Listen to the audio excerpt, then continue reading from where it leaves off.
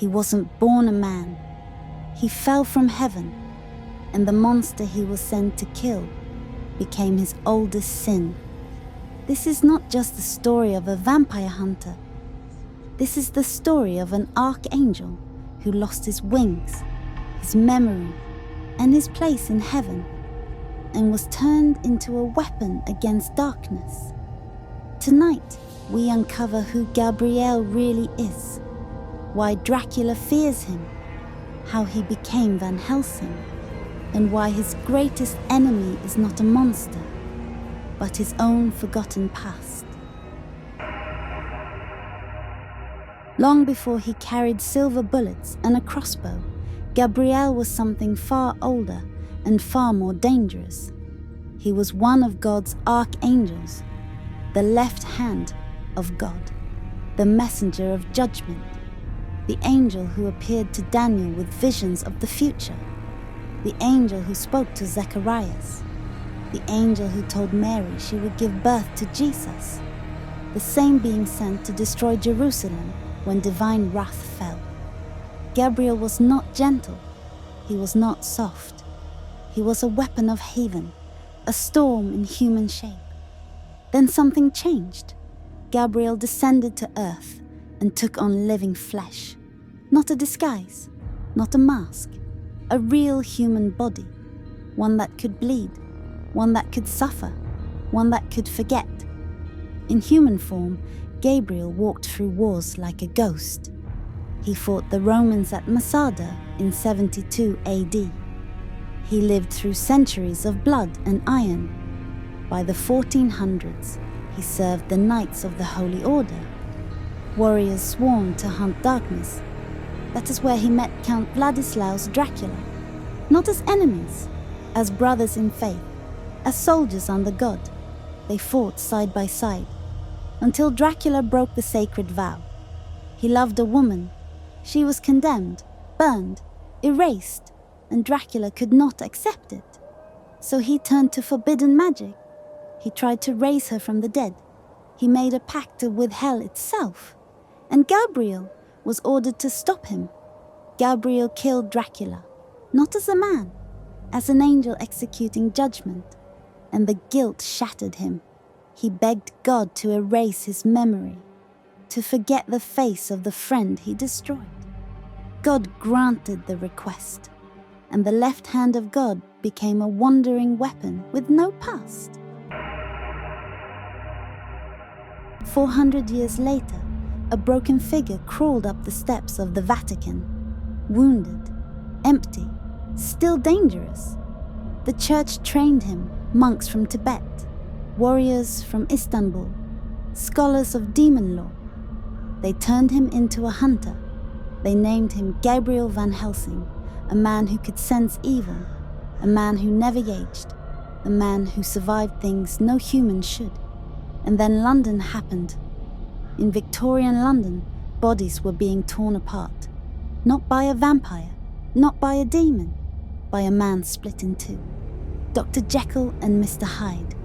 Hyde fed on souls to keep Queen Victoria young for one night a year. Van Helsing hunted him through airships, rooftops, and the skeleton of a rising bridge. They fought in Notre Dame. Stone cracked. Gargoyles fell. Hyde died screaming, turning back into a man in mid-air. And that is when Rome gave Van Helsing his true mission. Go to Transylvania, kill Dracula, protect the last bloodline sworn to destroy him. Transylvania was already dying. Villagers lived in fear. The sky belonged to vampires. Dracula's brides slaughtered the streets. Van Helsing killed one with holy water bolts, pinning her to a church roof like a broken angel. Then he met Anna Valeris, a woman born into a blood oath. Her family could not enter heaven until Dracula was destroyed. Her brother Velkan was already cursed, a werewolf. And when Van Helsing finally put silver in Velkan's heart, the curse passed to him. The angel became the beast. Inside Castle Frankenstein, Van Helsing learned the horror of Dracula's plan. Thousands of vampire children, dead, waiting for life. Only one thing could awaken them, a living spark. Frankenstein's monster. Dracula revealed what no one else knew. Only a werewolf could kill him, and Gabriel was becoming one. Dracula called him by his true name, not Van Helsing, Gabriel, the left hand of God, the one who killed him centuries ago. Under the full moon, Van Helsing transformed. Bone tore, flesh twisted. The angel's body became a weapon again, but this time forged by hell. Bat demon versus werewolf. Heaven's executioner versus the devil's chosen king. Dracula offered him his memories back. The truth, the past, the identity he lost. Gabriel refused. Some things are better left forgotten. And with one final leap, one final bite, he tore out Dracula's throat. The children died. The curse ended. The bloodline was freed. But victory demanded payment. Anna tried to cure him. He was too far gone. The beast struck her down. The angel killed the woman who believed in him. Her soul rose to heaven, finally free. And Gabriel stood alone, a hunter, a fallen angel, a man who could never return to what he once was. Before the curse, Gabriel is already something no normal man should be. Not a superhero, not a god, but a human body still carrying the echo of an archangel inside it. In human form, Van Helsing does not throw cars or punch through walls. His power is quieter, older, refined by centuries of war. He is nearly 1,800 years old by the time he reaches Transylvania. He remembers Masada. He remembers Rome. He remembers killing Dracula over 400 years earlier. Yet his body never breaks down. He looks like a man in his prime because the vessel he inhabits refuses to age like a normal one. His strength is beyond trained soldiers. Not monstrous, but relentless. Enough to hang from buildings, wrestle hide, fire heavy weapons with one hand, and hold his ground against creatures that snap still in half.